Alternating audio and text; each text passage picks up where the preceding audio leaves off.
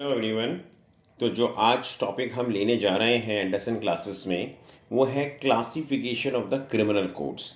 तो जब criminal codes किस तरह की होती हैं, उनकी क्या पावर होती है, क्या उनका जुरिस्डिक्शन है, उसको जानने से पहले हम इंट्रोडक्शन फॉर्म के अंदर समझेंगे कि व्हाट इज़ कोड, आखिर कोड क्या है।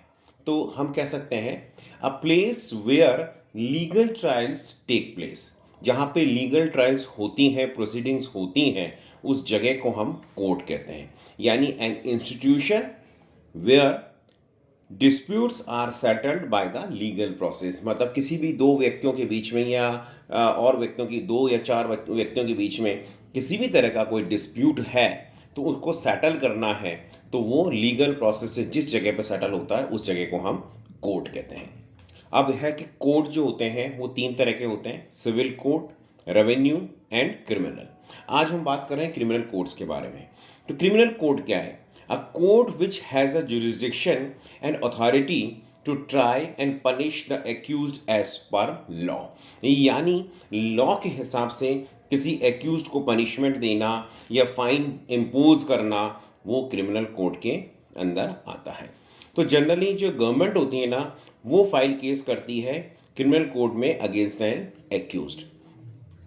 अब अपन बात करते हैं क्रिमिनल कोड्स के बारे में। तो क्रिमिनल कोड्स के बारे में अगर अपन करें तो कौन कौन से कोड्स इसमें आते हैं? Supreme court, high court, sessions court जिसको हम कोर्ट ऑफ सेशंस भी कहेंगे, judicial magistrate of the first class and जिसको और judicial magistrate of the second class. ये जो judicial magistrate of first class second class है, ये मेट्रोपॉलिटन मजिस्ट्रेट में जो मेट्रोपॉलिटन एरियाज होते हैं वहाँ मेट्रोपॉलिटन मजिस्ट्रेट कहलाते हैं, और एग्जीक्यूटिव मजिस्ट्रेट। अब आता है कि तो अब है फर्स्ट है सुप्रीम कोर्ट। तो सुप्रीम कोर्ट के जो है ना, India, the supreme court of the India has a jurisdiction to deal with the criminal cases. Supreme court has the power to try in the criminal matter in according to article 132, 133 and 134 of the constitution. Section 379 of CRPC 1973 भी provide करता है provisions related to appeal in the Supreme Court in certain circumstances, यानी कुछ परिस्थितियों के अंदर। अब बात होती है हाई कोर्ट्स की। तो जो हाई कोर्ट्स हैं वो हर स्टेट में एस्टेब्लिश किए जाते हैं। उनके पास में आर्टिकल 227 ऑफ द कॉन्स्टिट्यूशन के हिसाब से every high court have the power to supervise all the subordinate courts in the jurisdiction except armed forces courts. यानी स्टेट में जितने भी सबऑर्डिनेट कोर्ट्स होंगे उनको सुपरवाइज हाई कोर्ट करेगा एक्सेप्ट आर्म्ड फोर्सेस कोर्ट के। तो under section 483 of the CrPC 1973, high court controls all the subordinate courts of the judicial magistrate. अब इनके इनके बारे में सेकंड और चीज कहेंगे हम कि several duties and the powers have been given to the high court in the court. Court के अंदर काफ़ी ड्यूटीज और पावर मेंशन की गई हैं, और हाई कोर्ट के पास में है ये भी पावर है to pass any sentence authorised by the law. Law ने जो ऑथराइज कर रखा है, जो लॉ में के अकॉर्डिंग है, वो किसी भी तरह का सेंटेंस हाई कोर्ट दे सकता है।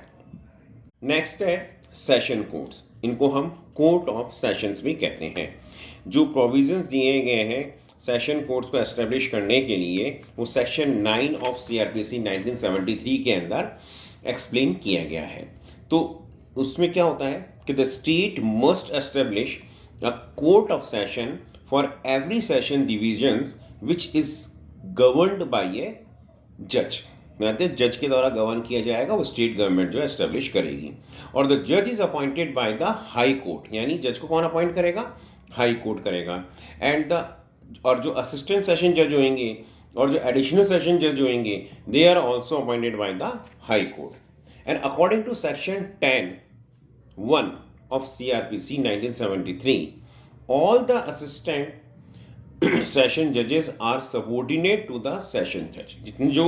जितने भी असिस्टेंट सेशन जजेस होंगे वो सबऑर्डिनेट कहलाएंगे सेशन जजेस के। और जो असिस्टेंट सेशन जज हैं, they have not given any power to grant a bail in serious cases, यानी सीरियस केसेस में वो बेल नहीं दे सकते हैं। सेशन जजेस के पास में पावर है कि वो किसी भी तरह का पनिशमेंट दे सकते हैं जिसको कि लॉ ऑथराइज करता है।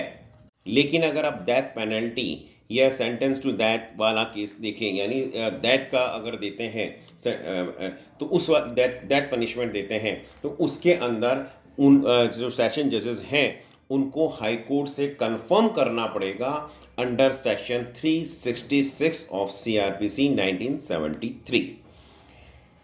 नेक्स्ट बात मैं बताऊंगा कि जो असिस्टेंट सेशन जजेस हैं उनके पास में जो पावर दी गई है वो 10 साल के इम्प्रिजनमेंट की है, लेकिन फाइन की कोई लिमिट नहीं है। अब आता है courts of judicial magistrate first class and the second class. तो जो प्रोविज़न दिया गया है कोर्ट ऑफ जुडिशियल मजिस्ट्रेट का, और जो एक्सप्लेन किया गया है वो सेक्शन 11 और सेक्शन 12 ऑफ सीआरपीसी 1973 में किया गया है। हाई कोर्ट के पास में ये पावर है under section 11(1) clause 1 of CrPC to establish number of places by notification, यानी judicial magistrate first class and second class को नंबर, कितने नंबर उनके अपॉइंट करने हैं, कौन से प्लेसेस में करना है, वो नोटिफिकेशन जारी करके वो उनके पास में पावर है उनको अपॉइंट करने का। और स्टेट गवर्नमेंट जनरली जो हाई कोर्ट, जो the state government consult with the high court, but these are not established in the metropolitan area, यानी ये मेट्रोपॉलिटन एरिया में अपॉइंट नहीं किए जाते हैं। The state government can also establish special courts judicial magistrate of the first class and second class to attempt any particular case after consulting the high court. यानी जो judicial magistrate first class और second class हैं वो appoint जो किए जाते हैं state government के द्वारा by notification of high court. अच्छा, जुडिशियल मजिस्ट्रेट जो फर्स्ट क्लास है उनके पास में जो पावर दी है, मतलब उनको जो पावर दी गई इम्प्रिजनमेंट की, वो अप टू 3 इयर्स दी गई है और फाइन अप टू 10,000 दिया गया है। वो मेंशन किया गया है section 29 clause 2 of the CrPC के अंदर। और इसी तरह से मतलब ये जो चीज़ है ये अमेंडमेंट किया गया था 2005 के अंदर, यानी जो उसकी जो फाइन की जो लिमिट है वो बढ़ा दी गई थी और 10,000 कर दी गई थी।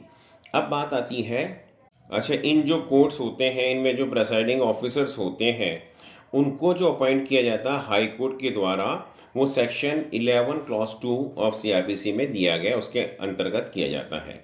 और सेक्शन 12 क्लॉज 1 ऑफ सीआरपीसी कहता है कि जो judicial magistrate of the first class है वो must be appointed as a chief judicial magistrate in every district by the high court, यानी हाई कोर्ट के द्वारा हर डिस्ट्रिक्ट में वो must be appointed as a chief judicial magistrate. Judicial magistrate second class के पास में जो पावर दी गई है सेंटेंस ऑफ इम्प्रिजनमेंट की, वो दी गई है अप टू 1 ईयर, और फाइन दिया गया है, जो फाइन की पावर है उनके पास में है अप टू ₹5,000। ये सेक्शन 29 क्लॉज 3 के अंदर सीआरपीसी के ये एक्सप्लेन किया गया है। इसी तरह से चीफ जुडिशियल मजिस्ट्रेट यानी सीजेएम के पास में जो पावर है कि सेंटेंस ऑफ इम्प्रिजनमेंट वो अप टू 7 ईयर है और फाइन की उनकी कोई लिमिट नहीं है। अब हम बात करते हैं कोर्ट ऑफ मेट्रोपॉलिटन मजिस्ट्रेट, जो मेट्रोपॉलिटन एरिया के अंदर जो इनको अपॉइंट किया जाता है। तो जो सेक्शन 16 क्लॉज 1 है सीआरपीसी का, उसके अंतर्गत state government can establish court of metropolitan magistrates in every metropolitan area as a high court में स्पेसिफाई। जिस तरह से हाई कोर्ट उसको स्पेसिफाई करेगा उसके हिसाब से मेट्रोपॉलिटन मजिस्ट्रेट अपॉइंट किए जा सकते हैं स्टेट गवर्नमेंट के द्वारा। नेक्स्ट हम बात करेंगे एग्जीक्यूटिव मजिस्ट्रेट। ये एग्जीक्यूटिव मजिस्ट्रेट जो होते हैं इनको हम स्पेशल एग्जीक्यूटिव मजिस्ट्रेट भी कहते हैं।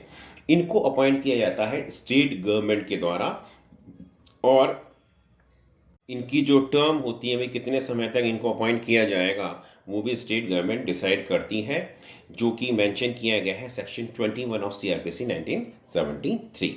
एग्जीक्यूटिव मजिस्ट्रेट होते हैं या स्पेशल एग्जीक्यूटिव मजिस्ट्रेट होते हैं उनको स्पेशल नीड्स या स्पेशल मैटर को फुलफिल करने के लिए स्टेट गवर्नमेंट के द्वारा अपॉइंट किया जाता है।